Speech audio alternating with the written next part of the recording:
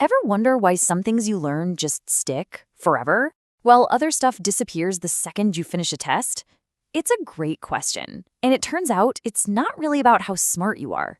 It's all about how you learn. So today, we're going to unpack the science behind all this.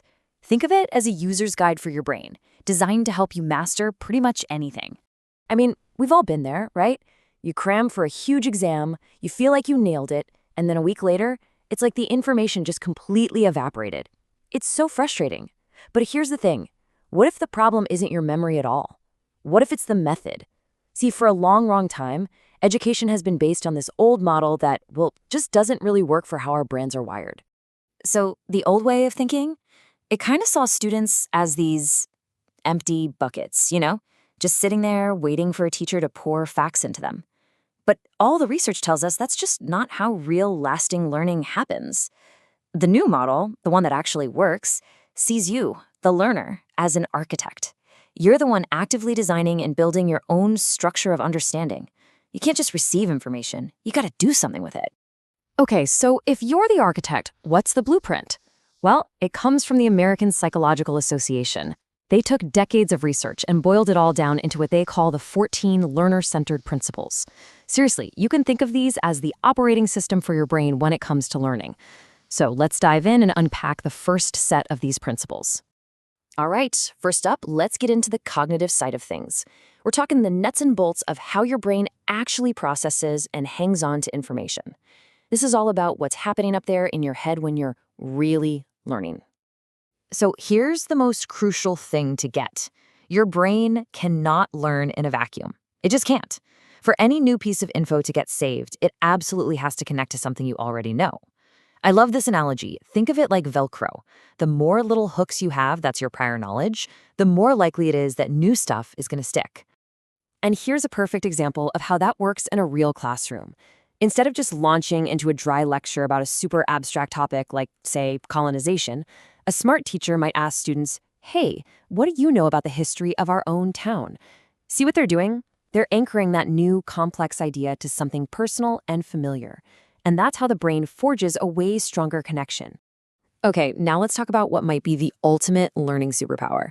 It's called metacognition. I know, it sounds super complicated, but it's actually simple. It just means thinking about your thinking.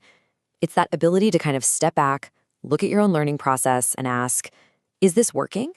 It's like you're the CEO of your own brain, making the big strategic decisions. So how do you actually do it? Well, it boils down to 3 really simple steps. First, you plan. You ask yourself, okay, how am I going to tackle this chapter? Then, while you're doing it, you monitor. You check in with yourself. Wait, am I actually understanding this, or am I just kind of skimming the words? And last, you reflect. You know what? That study method was a bust. What can I try next time? That little loop right there, that's the secret sauce that separates a passive student from a truly active, strategic learner. So to wrap up this thinking brain section, the takeaways are pretty clear, right? First, be intentional. Set some goals. Second, be an architect. Actively build knowledge by connecting new stuff to old stuff. And third, be strategic. That's your metacognition, always reflecting and tweaking your process. The bottom line is, you are in the driver's seat. But hold on. Being a smart learner isn't just about these cool thinking strategies. Learning is also deeply, deeply emotional. So to really get the full picture of how our brains work, we've got to look at what fuels the entire engine. And that, my friends, is motivation. And this one sentence, really, it says it all. Think about it. If you're feeling anxious or bored or insecure, your brain literally puts up a wall. Learning just isn't going to happen. But on the flip side, if you feel curious and safe and genuinely interested, your brain just opens right up. Your emotional state is this incredibly powerful gateway or a massive barrier to knowledge. You know, the most powerful kind of motivation isn't about grades or stickers or any external reward. Nope. The best stuff comes from within. It's called intrinsic motivation. And it gets sparked when a task feels personally relevant to you, when it gives you some choice, or when it just taps into that natural curiosity we all have. Just think about it for a second. When a teacher says, hey, pick a project topic that you actually care about, what happens?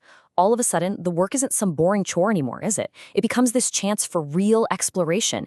And that personal investment, that feeling of I chose this, that is the key that unlocks way deeper engagement and a ton more creativity. And all that motivation leads to a very, very real outcome: effort.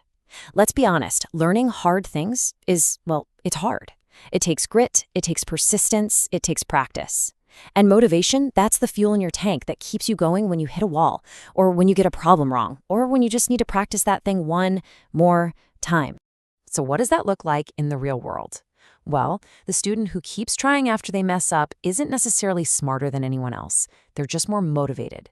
They see a mistake not as some big failure, but just as part of the process.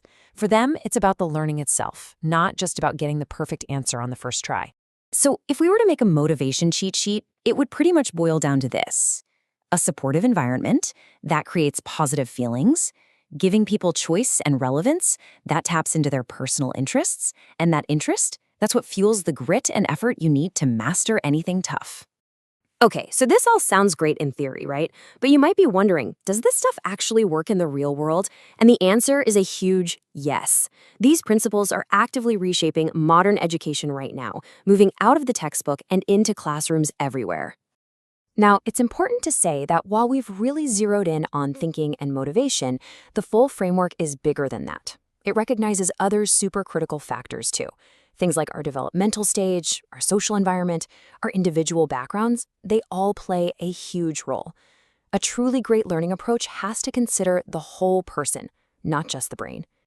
And check this out. Here's a perfect example of all these principles firing on all cylinders. In this science class, students aren't just reading a chapter about water quality. No way. They're out there investigating a real issue in their own community. They get to choose their methods, the topic is totally relevant to their lives, and they are actively building their own understanding. This is what learner-centered education looks like. So after going through all of this, what's the big takeaway? I mean, why does any of this matter to you? Whether you're a student, a parent, a teacher, or just someone who loves to learn, why should you care? Because understanding this stuff, it's your superpower. It literally transforms you from being just a passive passenger in your own education into being the one in the driver's seat. You're not an empty vessel anymore. You are the architect, and you now have the blueprints to build any knowledge you want in a way that actually lasts. So I'm going to leave you with this thought. You now have the user's guide to your own brain. You have the secret to making learning really, truly stick. So the only question left is, what are you going to master next?